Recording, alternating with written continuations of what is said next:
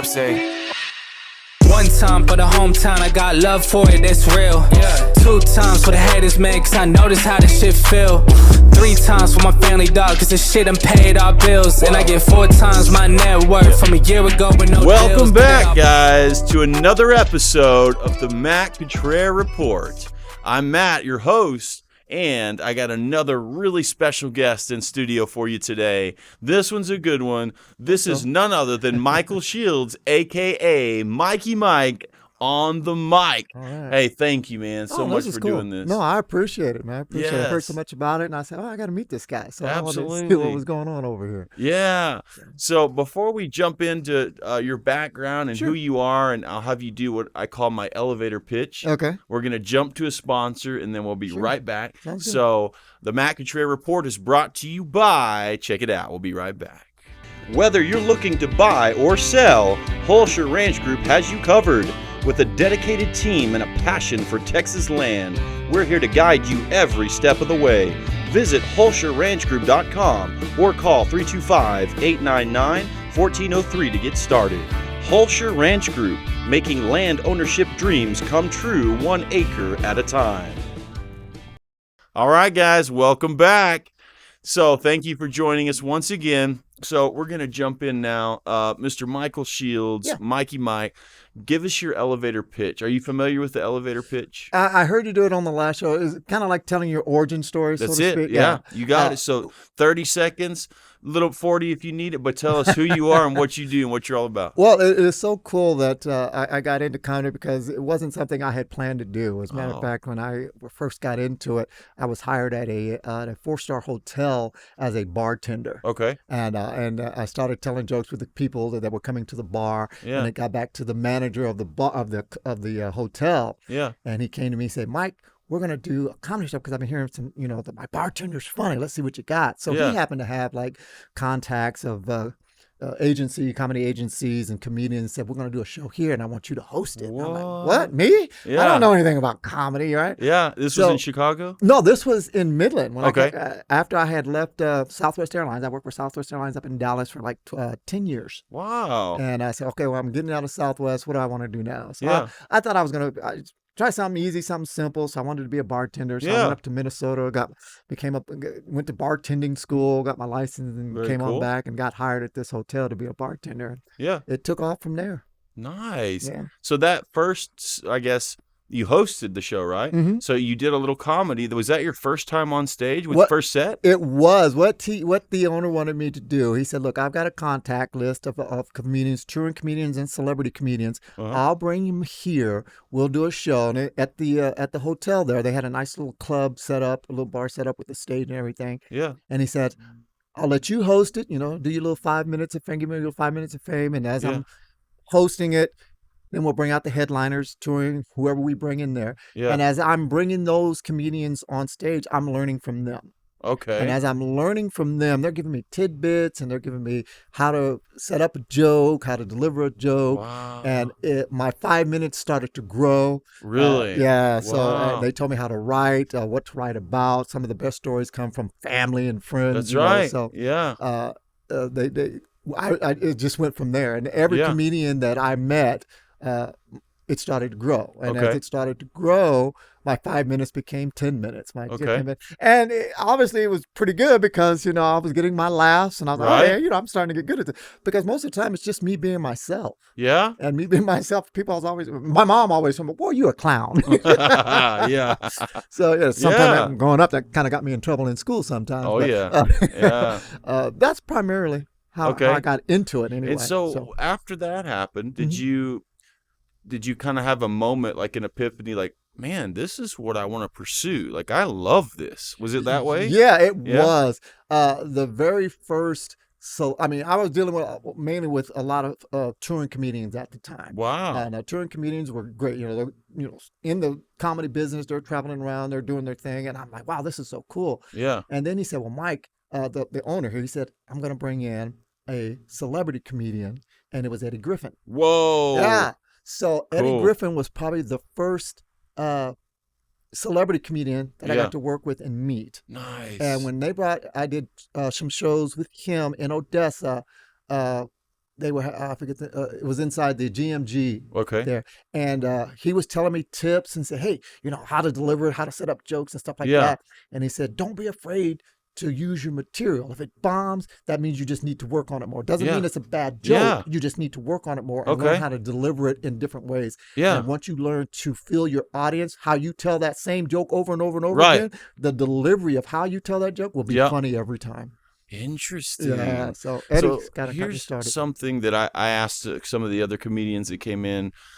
You know how back in the day when you were doing this, and you hear professional comedians all the time talk about the old days and their process, and it was how it worked was, however you went about it, you wrote your jokes, right? And it was an evolving, ongoing process. Mm-hmm. So you went to a club, local club, and you're maybe not headlining, but you get on stage and you try some stuff out.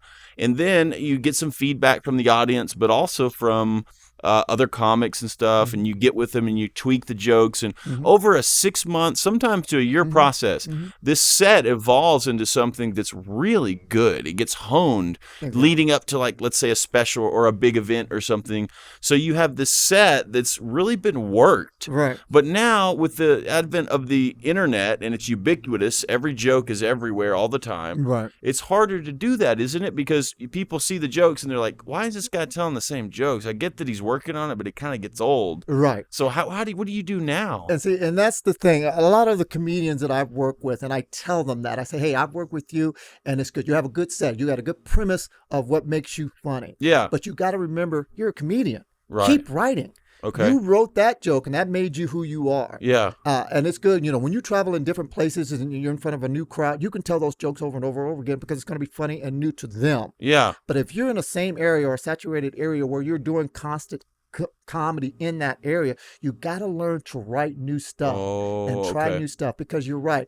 After a while, if it's the same person coming to see you over and over, they're sitting out there in the audience and they're repeating exactly what your set is because they know it. Yeah. But if you're in front of an audience or in front of a venue that you're constantly in, you have to learn to either learn to ad-lib jokes and create as you're performing, or you have to write new stuff, and it just depends on what night it is, which jokes you decide to use for that particular night. And a lot of times, like you said, each audience you might get, if it's not the same people that come to your show, you get a feel of that audience. Okay. And once you get a feel of that audience, you need to either pick and choose what material you should use or what material you shouldn't use. That's right. Yeah. Because a lot of times, and some comedians, they don't care. It's jokes. And I get that. It's jokes. And some people know, they say, well, it's a comedy show. These are jokes. If you're going to be offended, then why did you come to a comedy show? That's right. Yeah. And that is true. But in the sense of being a comedian, you, in my personal opinion, you never want to offend anybody intentionally. Okay. Now, if you offend somebody accidentally, hey, I'm sorry, it is a comedy show, but sometimes people are like, oh, so, that got under their skin, so they keep at it, they keep pushing the needle, so to speak. Yeah. So. Well, what do you think about that? So that's a question I haven't really gotten into much, is with this whole, wokeness and everything that's been this offended culture, right? That everything, the cancel culture, everything somebody says, somebody's offended about. And what happened, man? Where is there a place that we could point to, let's say the year 2010 or 2012, where that started to happen, where you started seeing, comics on stage doing these jokes that were sort of derogatory or whatever, but they were still just jokes, right? But then all of a sudden people started getting offended, and it got to the point where people were getting canceled, and the whole Dave Chappelle thing. And I like how I want to ask what you think, how he kind of pushed back on the transgender thing. But what are your thoughts on that? Should a comic be able to go pretty, racy and do some pretty crazy jokes like that are offensive, or should you pull back? A lot of comics with name recognition who have earned the right to promote their material however they see fit, and because of their name recognition, they get away with a lot of stuff. And even though, let's say, some that they might offend, they're professional enough to sometimes know how to go away from it. Okay. To where they say, okay, I apologize, or like I said, getting to know your audience and who's in your audience. If you're offending that person and you've already touched on it, they won't stay on that topic to continually to do it. You. They'll learn to switch and go someplace else. Right. Because like I said, they're entertainers as well. Yeah. So a lot of comedians will tell you they rather entertain everybody than upset somebody and have somebody thrown out. Oh, yeah. Now, when I worked with Steve-O, Steve-O was one, and is he a good comedian? He is a very good comedian. Yeah. A lot of people don't know that because of his antics of the show that he was on. But he does a stand up that you would not believe, but he's funny. Okay. And the thing about Steve-O is he's a professional. Yeah. He knows. I did a show with him in Lubbock, I think it was, which is why I don't like to do crowd work. But that's a whole other story. Oh, I want to ask you about that. But even when he did the crowd work and the guy he got involved, he worked on him. And he got the laugh of the crowd. And then, of course, he tried to go away from it and leave it alone because he could see that the person that he was talking with was getting a little upset. Mm-hmm. And Steve, like I said, he's a good guy. Now, he's a professional. Yeah. So he tried to veer away from it. He tried to leave it. He said, okay, I'm done. All right. So he would try to go on to something else. Yeah. But the dude out in the audience didn't want to let it go. So he kept trying to attack back. Yeah. And Steve-O, like I said, being a professional, he's okay, I got it. I'm sorry, time out, Yeah. So he gave the guy numerous chances to, let it go because he was done with it. Yeah. And the guy wouldn't do it. And so he looked at me, I helped promote that show at that time. So I'm backstage and he looks over and says, Mike. And he apologized on stage for that particular guy, but by calling me, he was wanting me to get security to carry that guy out. And after that guy got carried out, Steve-O apologized to the crowd. He said, look, I do my set, I do my show.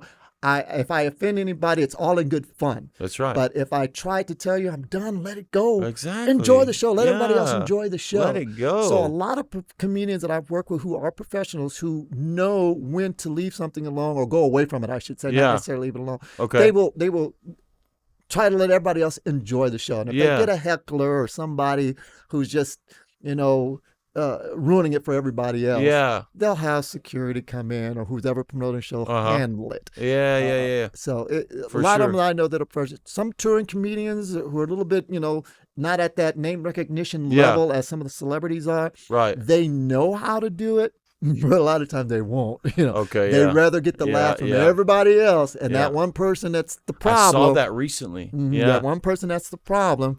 They try to make that person feel like crap. I saw that.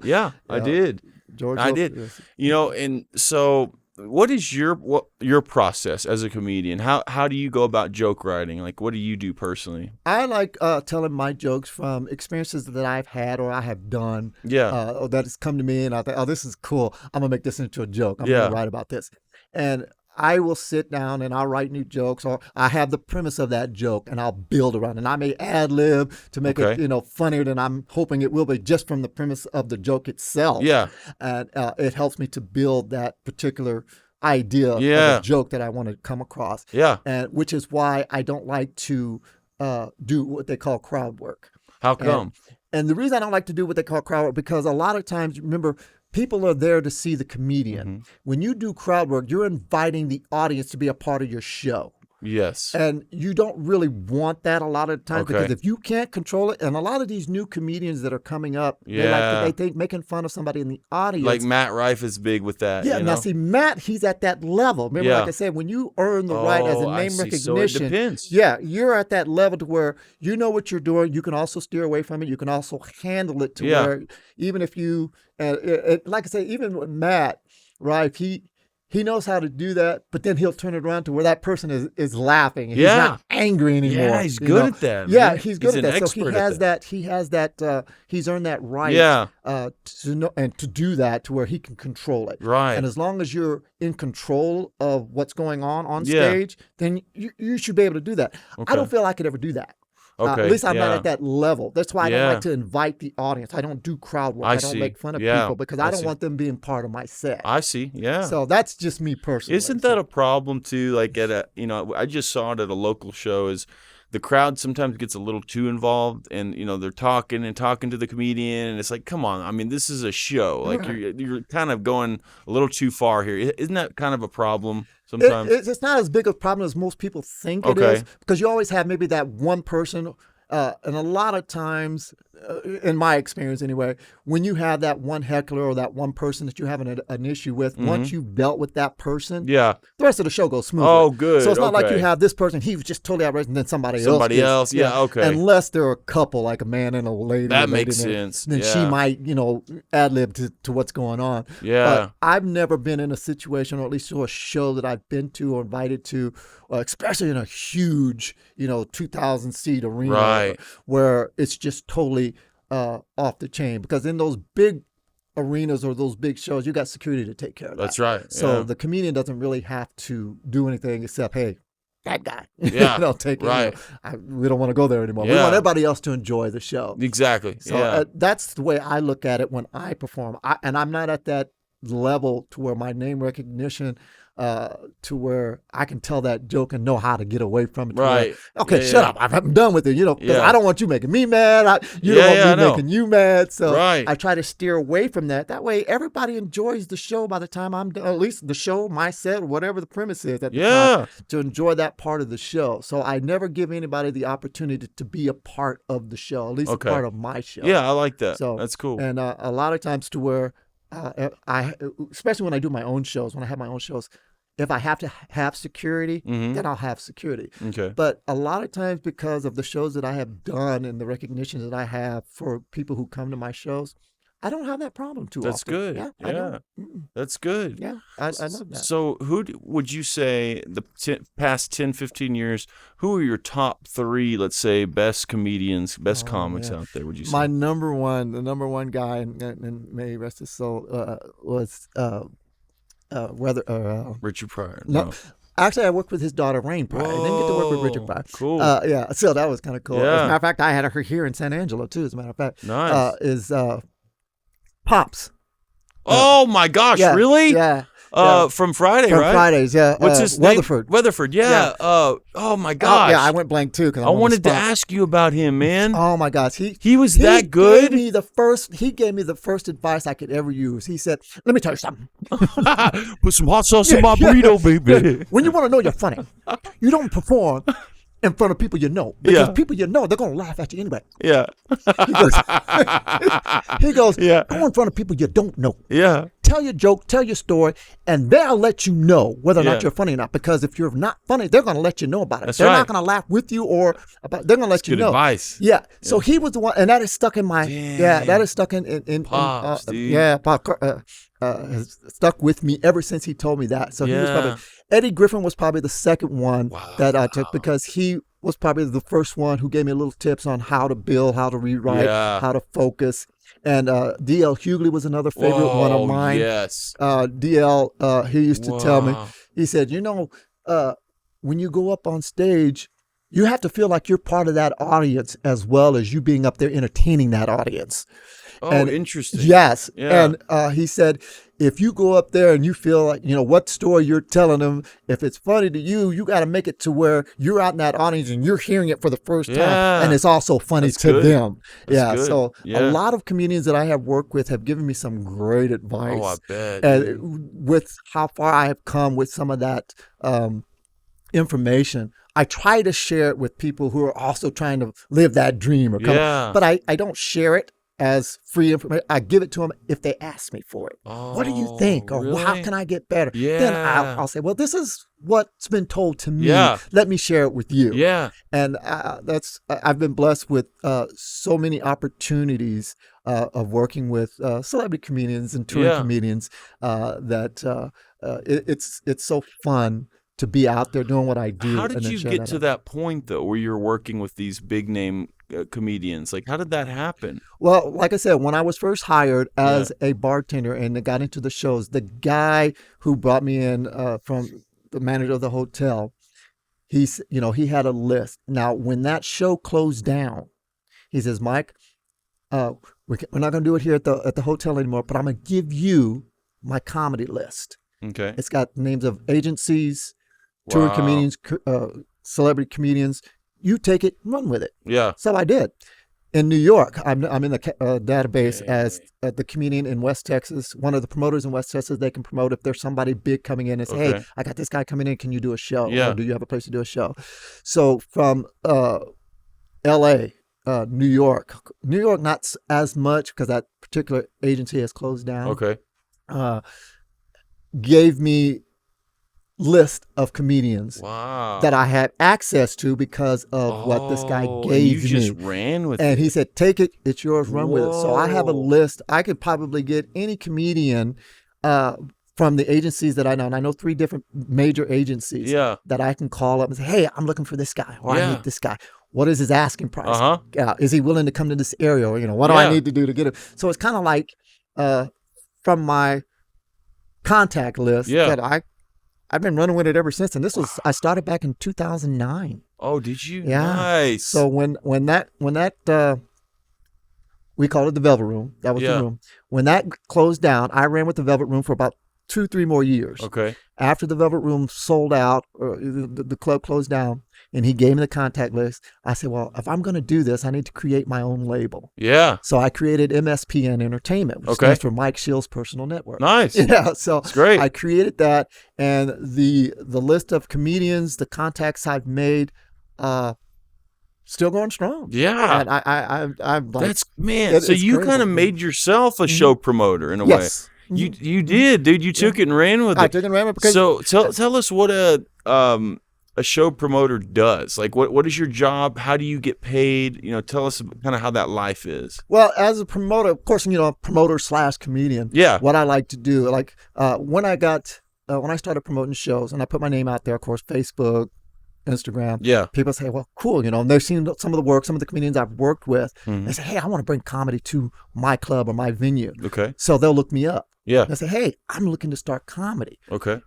So, what do you have? What are you going to have? I said, well, what's your budget? Yeah. What can you afford? What are you looking for? Okay. I said, whatever you're looking for, I will bring that type of comedian to your venue to fit your purpose in your venue. If you're not, some people will ask way above their pay grade. Well, I want to bring in Fluffy. Oh, yeah. I'm sure, you can't bring him in. Now, I work with Fluffy, too. What's that, like $1 million bucks or something? Now, not Fluffy, that much, but... Oh. Is it? Fluffy is selling out stadiums. You know that, right? I did not know Fluffy that. will not do anything like 100 mil sometimes. What? Yeah. But the stadiums that he's filling, he can get that. Yeah. And the ticket prices that he charges for filling up those are really not that bad because of the amount of seats that fill up. Yeah, like 50, 60, 80 bucks, something like that? Yes. Okay, Sometimes they're a little bit more, 120, 165, depending on where you want to sit. Yeah. But it's just like any other celebrity comedian. Their asking price on big venues like that. Now, some celebrity comedians won't do the small stages. So it depends on the size of the stage or the amount of shows that we could pull off or they can ask for to meet their asking price. Yeah. Depends. And some people will ask for a comedian that they can't afford once I tell them what that particular comedian's asking for, what he or she is going to want. Yeah. So then they'll come down a little. I said, that doesn't mean you can't have a good show. Yeah. I said, do you ever say like, okay, so here's your budget. Like, here are like 5 or 6 suggestions of maybe in this range, try these guys. Yeah. When they give me a budget to work with, or they'll say, well, what if we just do a door deal? Yeah. I say, okay. For door deal type comedians, a lot of time they're touring comedians. You're not going to get too many celebrity comedians that's going to do a door deal, right? Especially on the small stage. That's right. And on the big stage, they definitely don't do a door deal. There's a set price, guaranteed price, and they make that. And anything left over after that is whatever the promoter might get out of it. So, when I book a show and they ask me for a comedian, I say, okay, well, what's your budget? What can you spend? What are you looking to spend? And I have a list of comedians I can ask for, work with in the past that I know will work for your venue. Yeah. And they're good. They're not just comedians off the street, which is nothing wrong with comedians off the street. It depends on what their budget is. And a lot of times when I set up a show, those comedians off the street, I will ask to be a part of that show just to give them a little feel of what it's like on a stage that's built for actual comedy, not doing an open mic where people are either on their phones or they're not really paying attention unless you say something that you can capture their attention. So it's I give them that opportunity to get on a stage where I give them I started 5 minutes to 7 minutes of fame. And they get a feel of that. They get a touch of that. And a lot of the comedians that I've worked with and gave them that opportunity, they have taken that little bit and run with it themselves. to where they build a name for themselves. Whoa. And they're doing pretty good. Not as, they don't have the contact list that I have. Right, but that happens. Yeah, but they have reached a level of the part of the business that's making them Is that kind of how like these guys like Greg Duran and Matt Lucero Greg Duran was one of the guys I helped discover. Yeah. My partner in crime at the time was Chris Crawford. I'm sure you've heard of him. When I met Chris was the same way. He brought me in. I said, hey man, I want to get into comedy. I heard your comedy. Come do us, come to one of my shows. Yeah. It was funny when I met Chris. Chris came to me and he said, Mike, I'm doing a show. I got it over at a coffee shop. Yeah. Now, here's the thing, and this was early in my career when I first started comedy, and this is how a lesson to learn. When you're accepting a comedy show that you've been invited to, ask for information. What do you mean? Get the details of the show. Oh, yeah, okay. He just asked me to be a part of the show. Yeah. Now, a lot of times, comedians think, oh, what makes you funny?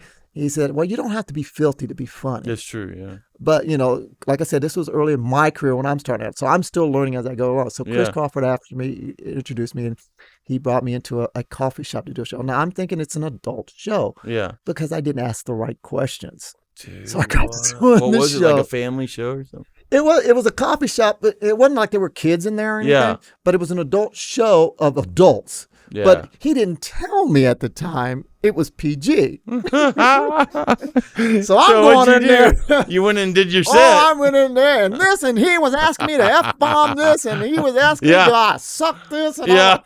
And I had a dude, which happened to be his father-in-law. Oh, that I didn't know at the time. Yeah. He was sitting in the front row and said, hey, that's enough. I don't want to hear all that. I'm really? Like, I was shocked because I didn't know what happened.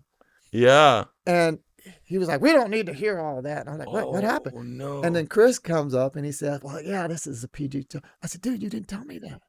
Dang. I said, and I was so That's upset. I was upset dude. because I had actually, that was the first person I had offended. Wow. And didn't mean to. Yeah. And it took me everything I had. I said, hey, you know what? I apologize to everybody in the audience. I said, I was unaware of the material I was supposed to use. Yeah. And I apologized to his father, to where after that show, me and his father-in-law became best friends. Really? Yeah. To this very day. No we're still way, close because dude. I apologized. Man, that's and, cool. Yeah. And it was a lesson to learn, be learned. If you're accepting a show, one of the first questions you need to ask is what kind of show is it? Okay, yeah. Once you know what kind of show it is and you prep and prepare, you won't go in there saying the wrong stuff you shouldn't be saying. That's right. And I learned that very lesson. Yes. And it's so funny that joke that I had used that particular night that set him off, I've never used it again. Really? I haven't used it since then because I figured if that was one of the jokes that set this guy off, I don't want to use it again and set somebody else up. I just saw that with my own eyes. My girlfriend and I, we went to Wandering Mind Brewery. Yeah. And we went to see some comedians. And the first guy up, Cervantes, I forget his first name. Sergio. Sergio. He was another not one a bad comic or whatever, but the audience was just not right for the material. I mean, he came out the gate swinging with some this and that and sucking this. And I mean, it was bad, dude. And people were like shocked. Yeah. And we were just like, dang, this is not the right crowd for that, Sergio has come a long way, believe it or not. Has he? Yeah. He has. When I first met Sergio, he was fresh out the gates as well. Yeah. He had the short hair at that time. He didn't he didn't look like the Fabio. Yeah. I call him Fabio.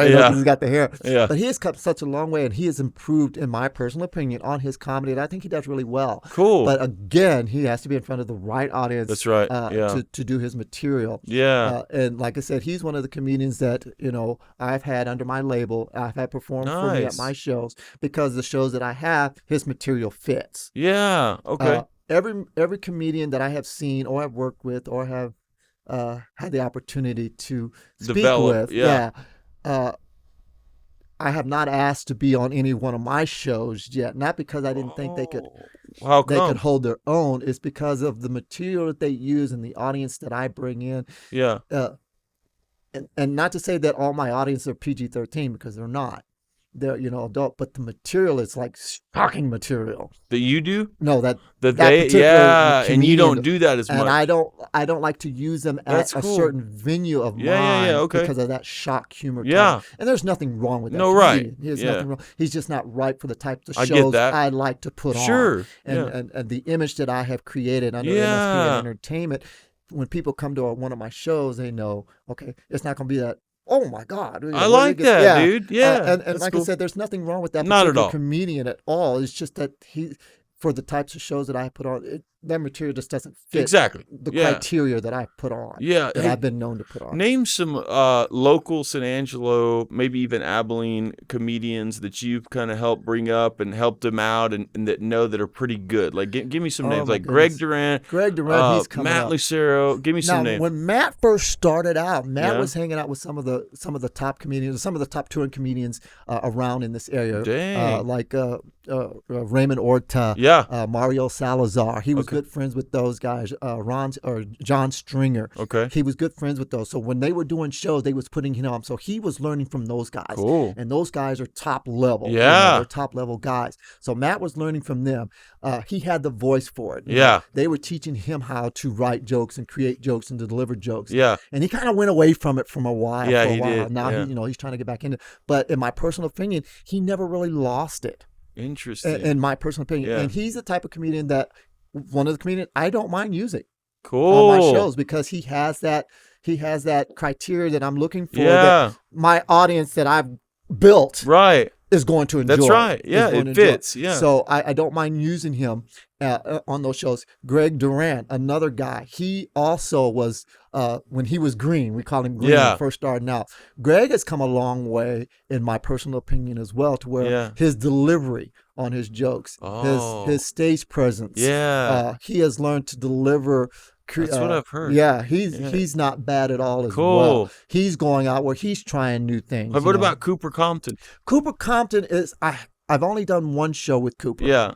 Now the thing I got from Cooper, he's good. I thought he was good. But what I didn't get a feel with Cooper is that show that I did with him out. It was at a pizza place here in Lily's. San Angelo. Yeah, Lily's. Yeah.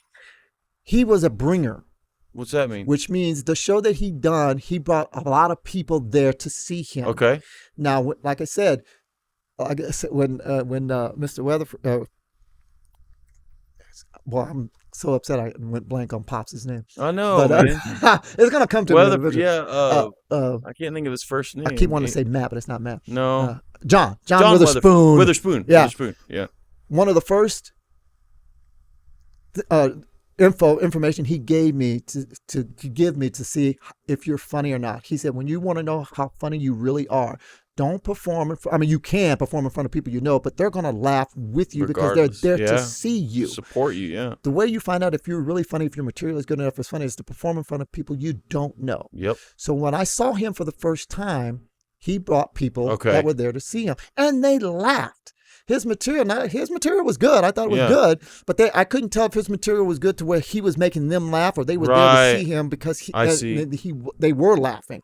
Gotcha. As a matter of fact, the second time I worked with him was out at Cristoval. Yeah. And again, he brought a few people. Okay. And again, those people were laughing with him. Right. I have not seen him on a show where he hasn't brought people. So I don't know if his comedy is funny to everybody or just the people he knows. Yeah, that's but interesting. He's good. I think he's good. Yeah.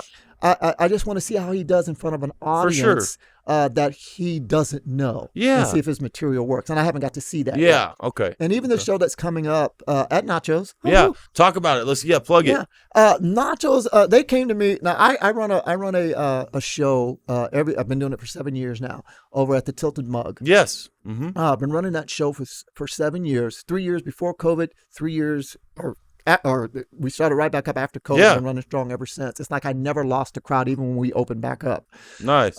They wanted to go and do a show over at my Tilted Mug. Yeah. Okay, let's hope that the Tilted Mug knows that's my venue for comedy. Yeah. So they told me, well, no, if you want to do comedy here, you have to go through Mike because he's the promoter. Yeah. Right. So when they came to me, or actually Tanquerae and Cooper came to me. Yeah. And they asked, I said, well, my Tilted Mug shows are booked all the way through the end of the year. Whoa. And I've already started into next year. Yeah. So I couldn't put them there. Yeah. I said, but I do have a person that I can talk to that I have done shows at his location a while ago. Yeah. And I had celebrity comedians come there. I was pretty good friends with him over there at Nachos with Simon. Yeah. And I called Simon up. I said, hey, Simon, there's these two comedians that want to do a show. They're bringing people, 150 some odd people, 100 plus people that they're be a telling good turnout, me. I hope. Yeah. And do you mind if you use your back room for that show? And he said, well, no, that's fine. So I said, cool. So I let them know. I said, hey, I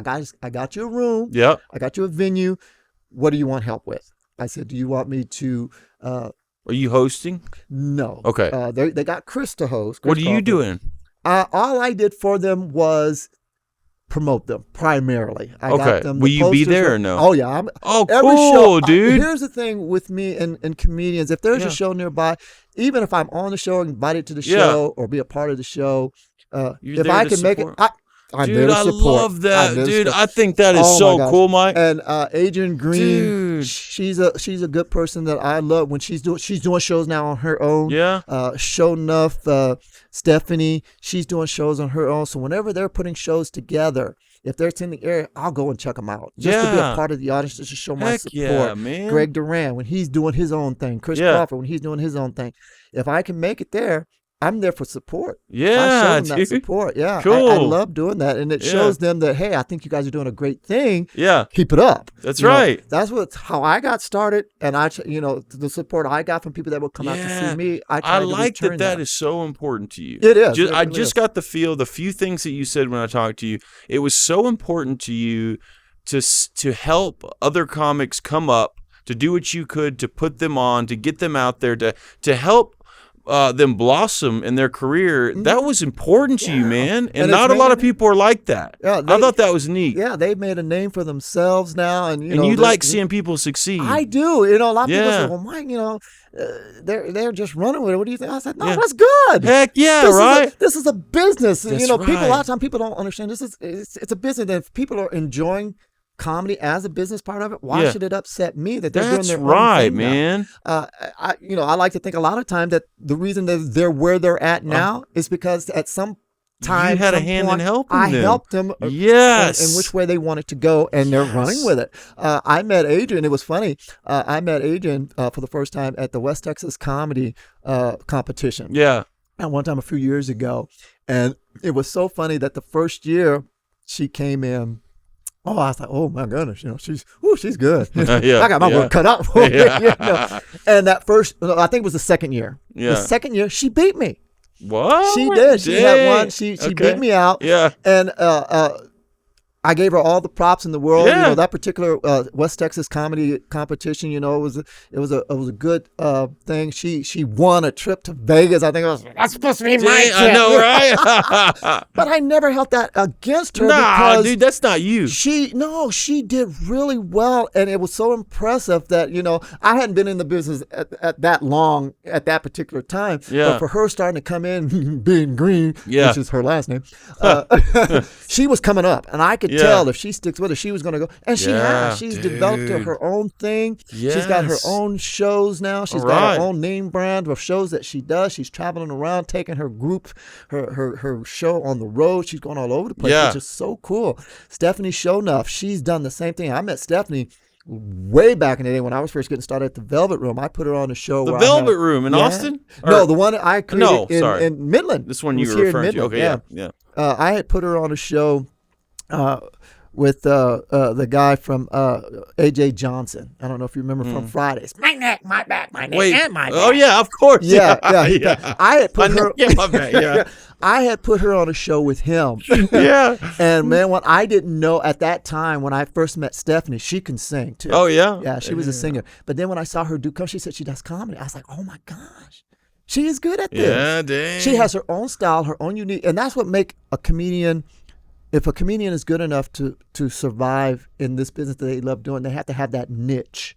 They have to have that niche that no other comedian has. Yep.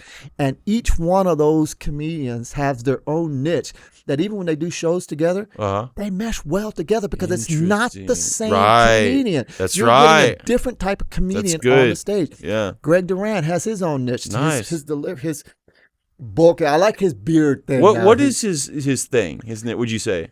Greg is kind of dark, but not real dark. Yeah. But he has a niche to where his style, where he uses his ethnic background. As part of his, is he a little dry or is he a little? He's a little dry, but he's not that dry to where people have to right, like try to understand kind what of he's figure saying. it out. Yeah, yeah. And I tell comedians a lot of time, remember, don't be too clever of a comedian. Ooh, good I point, said, man. if you're too clever of Good a point. comedian, the audience is there to laugh. Yeah, They that's don't the want goal. to come there and try to figure out what the joke meant. That's right. You know, You're get to the outsmarting punchline them. and hit. Yeah, Don't be clever on Yeah. stage. Too clever on stage. Makes sense. Especially if you're just starting out, you're coming into your own. Yeah. You know, you don't have that name recognition to where they're waiting for you to be clever because they know who you are. Yeah. If you're green or just coming up on your own, don't be too clever for your audience. That's Give them good, that man. opportunity to laugh because that's why they're there to begin with. That's right. Yeah. So, make it easy for them to yeah, laugh. make it for them. And once you build that niche of who you are, Yeah. and then you kind of, want to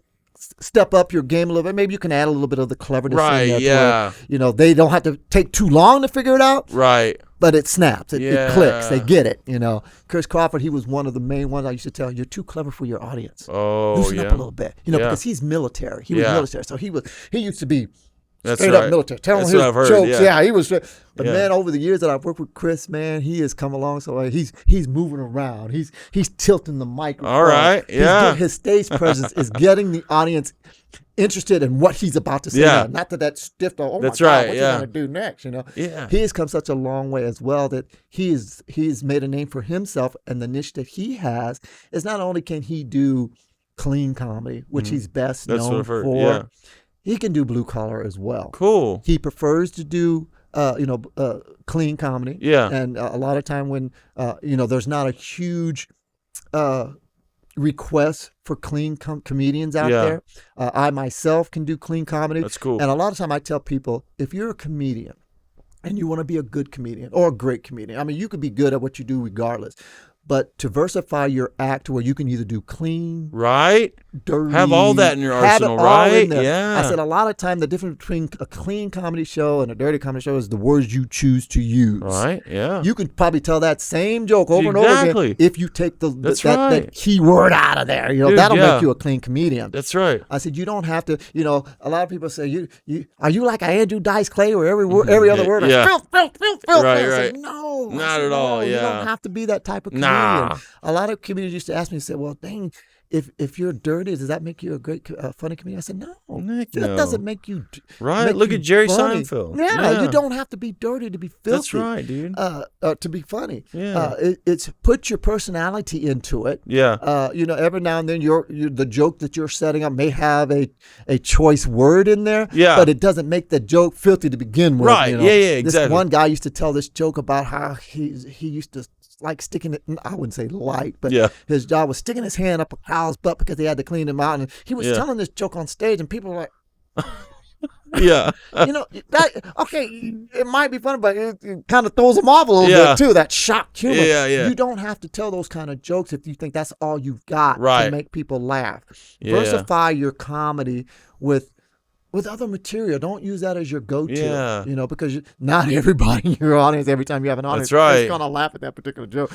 I've seen some who've told a joke that didn't sit well. Yeah. And what a comedian who's following a special guest or a feature, what a headliner or a closer hates the most, if the comedian that's in front of them walks the room. And when they walk the room, it's because something they said offended them, and they think that the rest of the show is going to be like that, and they get up and leave.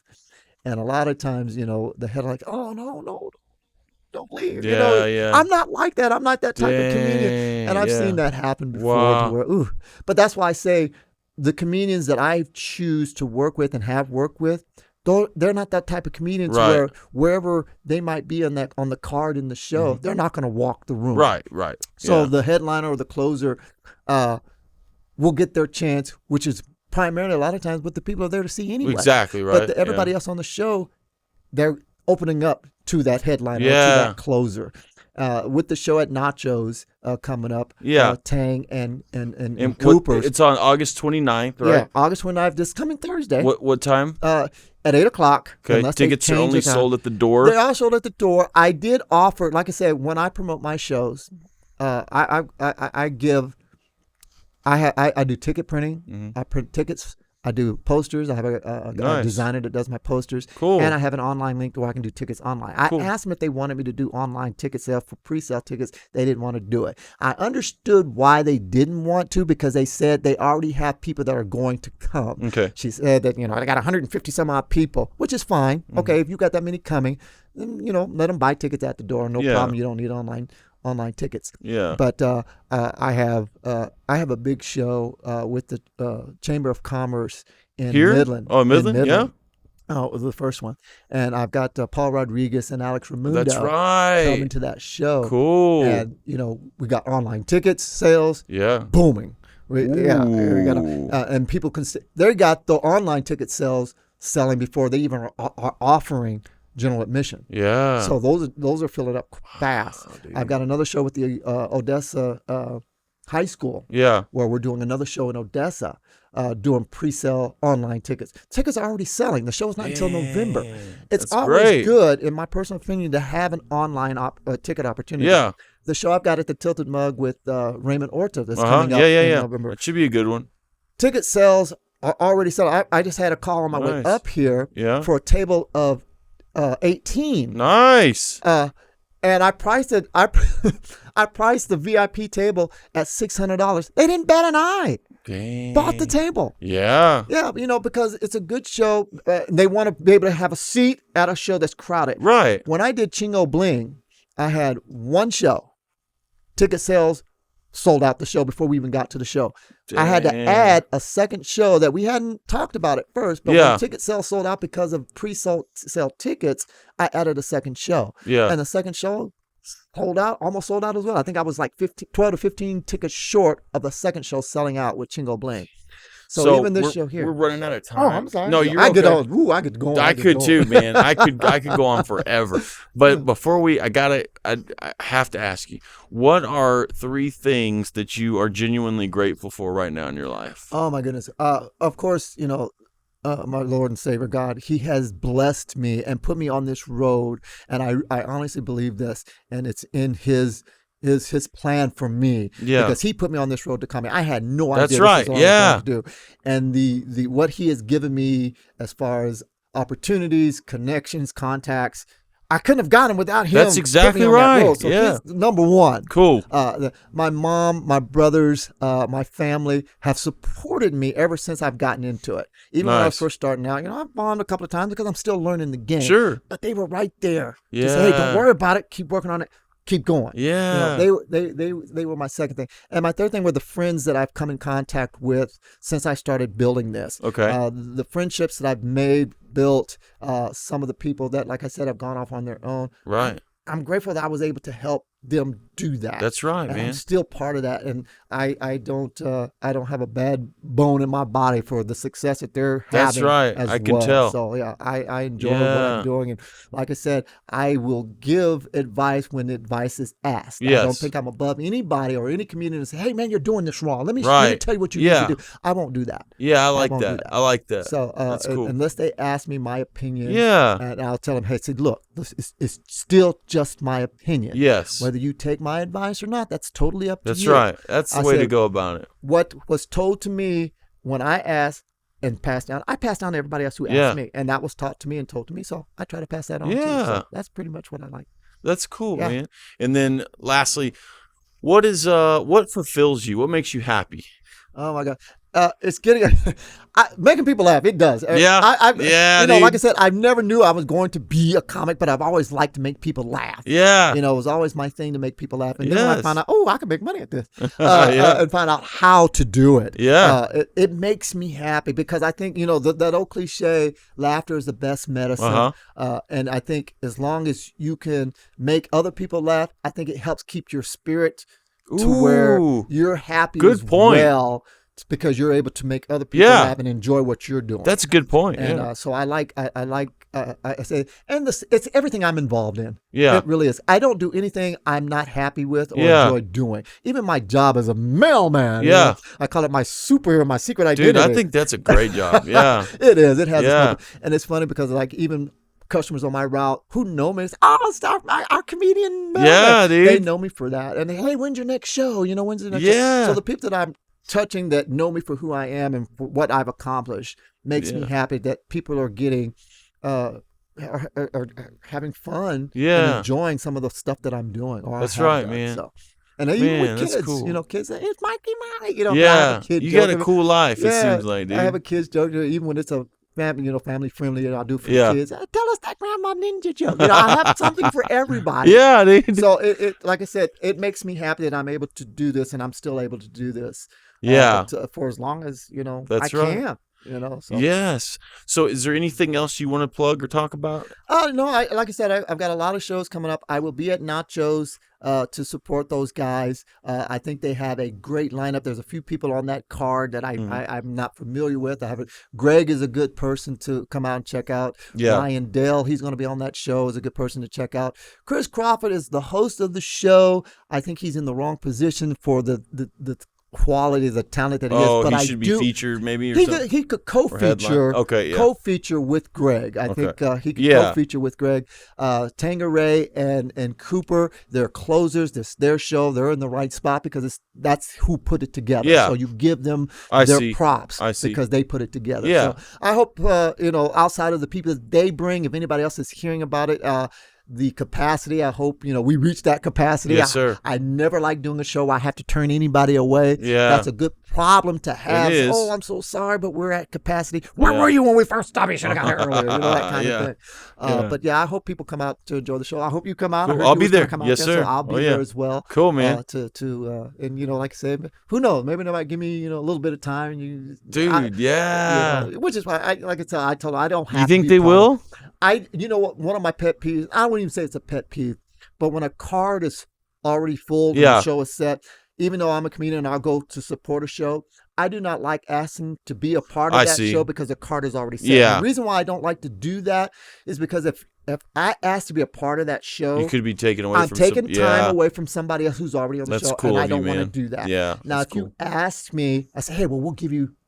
And I'm a storyteller type comedian, so it's hard for me to do 2 or 3 minutes. Right. Yeah. I need at least 10. Yeah. Oh, yeah. So if you ask me to be a part of the show, 10 to 15 minutes, I'm good to go. Yeah. Yeah, I'm good to go. Yeah. So, but no, cool. I don't want to take time away from anybody. Yeah.